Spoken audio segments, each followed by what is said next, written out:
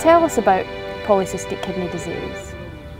Polycystic kidney disease is a range of conditions that cause kidney failure and sometimes liver failure. They're inherited and incurable, and they affect up to about 12.5 million people in the world, about 70,000 in the UK. But the type of polycystic kidney disease that Aaron had was a very rare form. It's called a recessive condition. And that comes about because the two parents of Aaron, in this case, carry a mutation in their genes.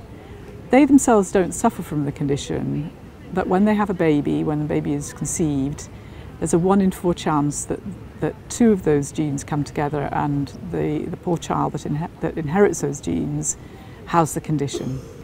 Sadly, with polycystic kidney disease of the very rare type, about 1/3 of babies who are conceived die before they're born. And a number of them, unfortunately, don't survive the day they're born because their kidneys become very large and cystic, almost the size of their tummies. And that squeezes their lungs and they can't breathe very well. And I think that's what happened to Aaron in his early days. But he went on to survive for about 14 months until sadly it overwhelmed him as well. The babies that do survive, some of them do quite well until they're a couple of years old, and then they might have to have dialysis because their kidneys have completely failed, and usually go on to have a kidney transplant, often from a parent. In some other rare cases, they can also have liver complications, and so quite a number of them have combined liver and kidney transplants. So this can be all under the age of 10, from 2.5 up till 10. So you can see their lives are affected from a very early age, and sadly some of them don't survive to full adulthood because their kidney might not last forever and their liver might not last forever. And if they don't get another transplant, sadly they will die. So can you tell us about your connection with polycystic kidney disease and why you do all you do for the charity? I was born with polycystic kidney disease, but I was born with the less rare form of it. I was one of 4 children of 6 born with the condition, and my father had the condition and he inherited it from his mother, who died when he was only 3. He was an orphan, and he died in his 50s from complications of polycystic kidney disease. And I'm one of 4, as I said, and my kidneys are failing, but I don't have as many complications as some people with the condition. I have 2 sisters and a brother. Sadly, one of my sisters died just 2 years ago after having had a transplant and been on dialysis for 10 or 12 years. And she was very ill at the end and sadly passed away following a comatose state. My younger sister, who's 4 years younger than me, had a transplant last year, which has been very successful for her. And our younger brother is doing okay, but has got some failing kidneys.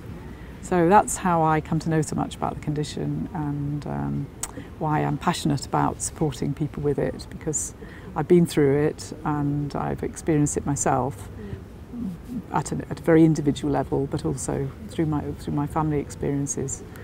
And so I give my time to support others with PKD. The charity receives no money from the government or any other sources than individual donations.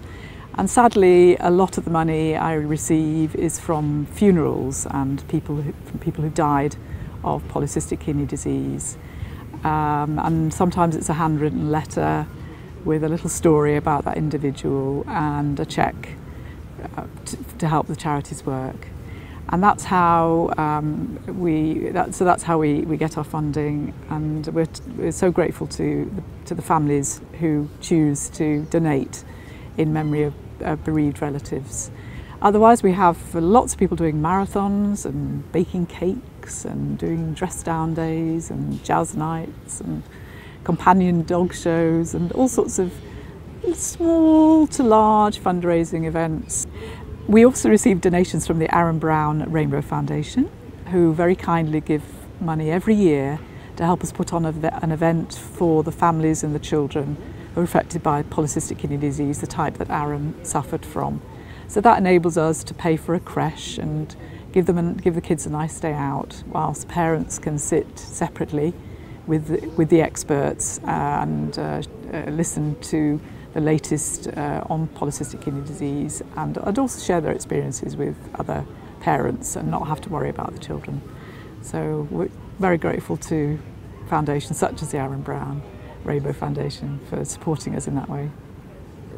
So tell me, Tess, how did we meet? Would you like to share with everyone? I met you on the phone around about the time that your nephew Aaron was born in Scotland. I think it was your mother Alana who rang me first, followed by you, to tell me that out of the blue, all of a sudden, this baby had been born to your brother and his girlfriend, and it was polycystic kidney disease, and you knew nothing about it, which was understandable because of the type of condition that it is. So that's when we met, and I guess we formed a bit of a friendship then, because you contacted me a few times afterwards, and then especially after Aaron had died and you'd set up the Rainbow Foundation in his honour and his memory. You contacted me again to tell me what you were doing with the foundation, and that you wanted to support our charity, to support other families who are going through the same emotional roller coaster and sometimes short lives that Aaron had gone through. Tell us about the charity, the Polycystic Kidney Disease Charity. I run the Polycystic Kidney Disease Charity, which was set up just over 10 years ago to support the families and individuals who are affected by polycystic kidney disease, the rare one and also a slightly more common version of polycystic kidney disease. I run it now. I was a volunteer. I joined about 8 years ago and then became the chair, and now I manage the charity along with a part-time fundraiser. So what we do is we support families and individuals, and that means sometimes speaking to people on the phone who ring up in distress, like your mum and yourself did. Or it might be somebody who's been to the doctor and just got a diagnosis and wants to know more.